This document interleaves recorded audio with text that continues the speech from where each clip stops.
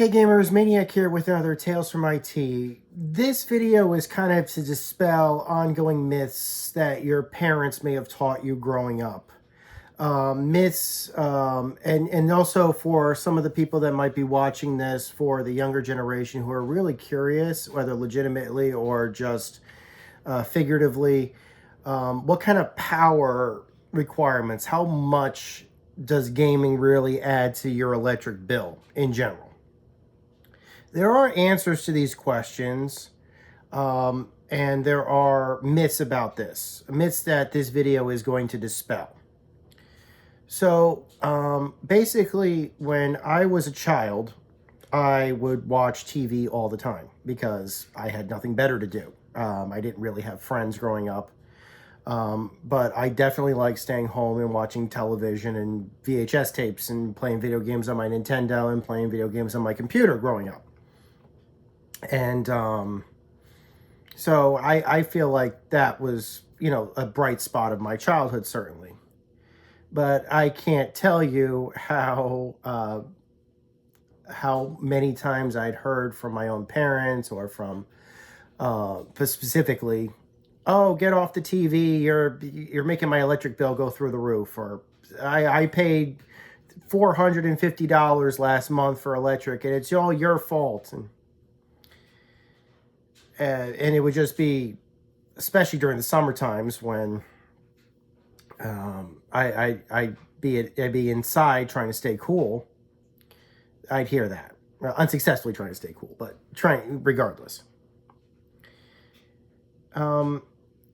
So how much power does this stuff really take? The truth is that most modern electronic equipment, with the exception of intentionally designed high-end PCs, don't really draw that much power. This video is not supposed to provide you like specific figures for that type of stuff, but if you just want some validation that your video game hobby is not really causing your electric bill to go through the roof, the answer is it's not. Very few devices that are gaming related, especially today, draw that much power. CRT televisions have mostly been phased out. LED, LCD, even OLED televisions, even old plasma televisions for the most part, are much more energy efficient. Just simply having a television on is not going to be drawing that much power. As for computer equipment, if you're using a laptop, well, what's your laptop going to be drawing? Most laptops that I've seen would usually draw about 60 watts, which is really not that much.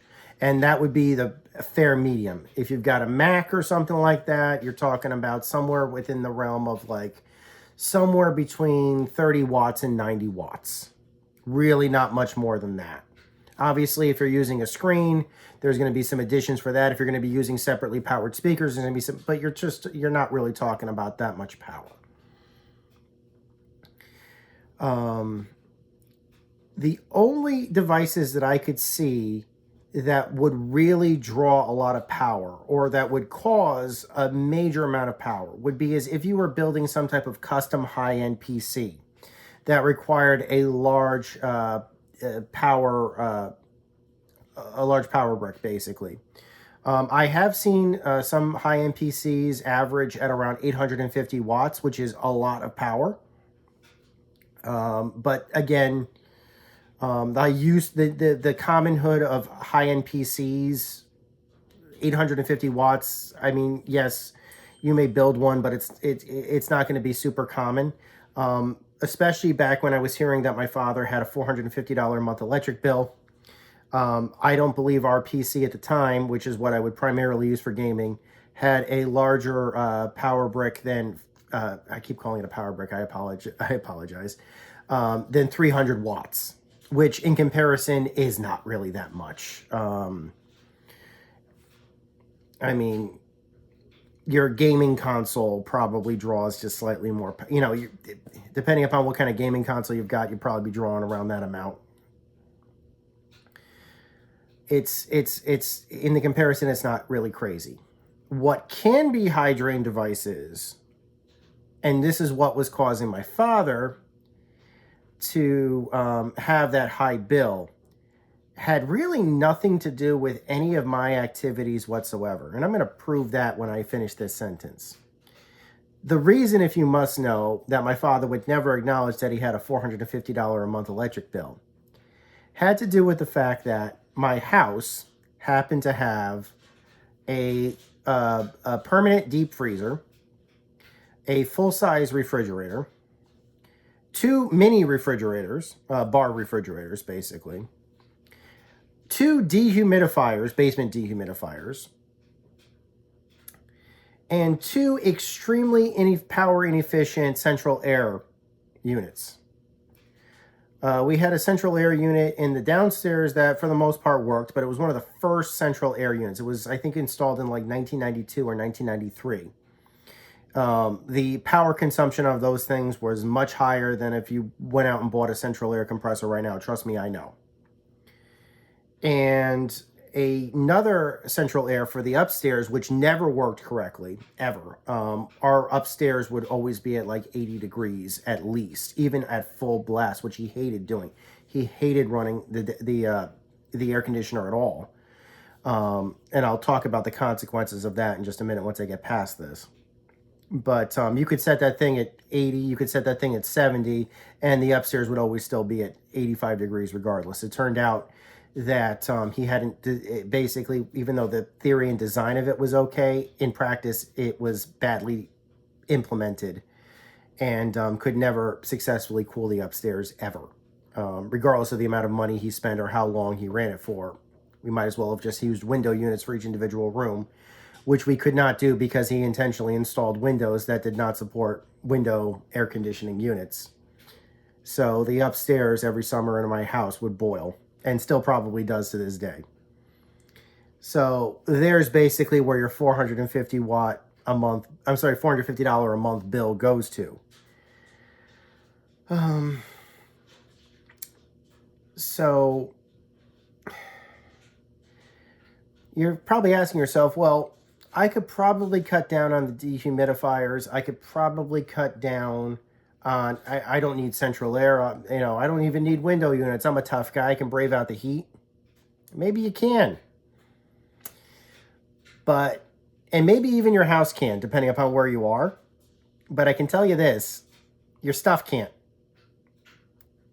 Those 80-degree summers, plus an extremely overly efficient heating system in the wintertime. So again, my upstairs in my house I grew up in would always be at least 80, 85 degrees, whether it was winter or summer. If you try to run a computer, especially like a high-end PC or anything past an Xbox 360 up there, the chances are almost 100% that it likely will burn out completely, regardless of how expensive it is, or how efficient it is, or how good you set it up, or how many fans it has. If you're operating a computer or electrical device, like I said, a gaming console, something, I've had 2 Xboxes fail. I've had 2 Xbox 360s fail on me pretty quickly. I had 2 Xbox Ones fail on me. One regular traditional Xbox One and one Xbox Series X fail on me. I usually would build a high-end PC since like the mid-aughts. Those would usually last at most 2 years before they would just simply stop working completely. And it was usually main board failure or CPU failure or both. Usually both of it would be the cause. Now, again, as for my problems, all that would basically do is it would mean that I would have to spend another $1,500 basically to replace to build a new system. I didn't have system failure. Usually my hard drives wouldn't fail under those circumstances because, again, they were relatively new. But it would still be a hassle and downtime, basically, especially if, like, I remember one time it was finals week when a computer failed. I thankfully had some of the projects I was working on emailed to my professors so that I could resume working on them temporarily until I could get a replacement computer built. And I did eventually get my finals done. But again, the inconvenience, basically. So it isn't really, there's really no point is if the point of this is to, if you have high electric bills, looking towards gaming or looking towards your kids' gaming devices, their tablets are going to be what, 20 watts? That's nothing. Their cell phones are going to be anywhere from 5 to 15 watts. That's even less. With traditional, like with modern LED lighting, your light bulbs are going from like 60 to 80 watts to 15 watts or so, give or take now. Your air conditioning unit can be replaced with something, if it's 20, 25 years old, 30 years old, your air conditioning units can be replaced with ones that draw less power. Your CRT television should only be used when absolutely needed to run older equipment. They should not be run constantly. If you can get away with it, replace it with more energy and efficient flat screens. The quality on them is not as good as the CRT, but the resolutions can be higher. The refresh rates are pretty decent right now, and the image quality, especially on certain screens, are pretty good. Worth the upgrade, certainly. And here was the final moment when I realized that everything that my father would tell me in my life was BS. After I finally moved out of my house, about a month or two passed. I waited like a month or two to pass. And I had already gotten all my equipment out. I took my computers, I took my laptops, I took my gaming consoles, the ones that worked. I took my handhelds, I took my VR equipment. By the way, VR equipment, 45 watts is the highest I've seen for VR equipment. And that's the MetaQuest Pro. If you're a Vision Pro owner like I am also, it's 30 watts. A laptop, you know, basically. Those are in the realm of laptops, not too crazy. Low-end laptops too, or at least lower consumption laptops. So I let 2-3 months pass, and I said to my father, I called him up and I said, hey, Dad, settle a bet for me. And he's like, okay, no problem. What do you want? What do you need me to do? Or what do you need to know? And I said, hey, I moved out a couple months ago. Have you noticed any difference in your electric bill since I moved out?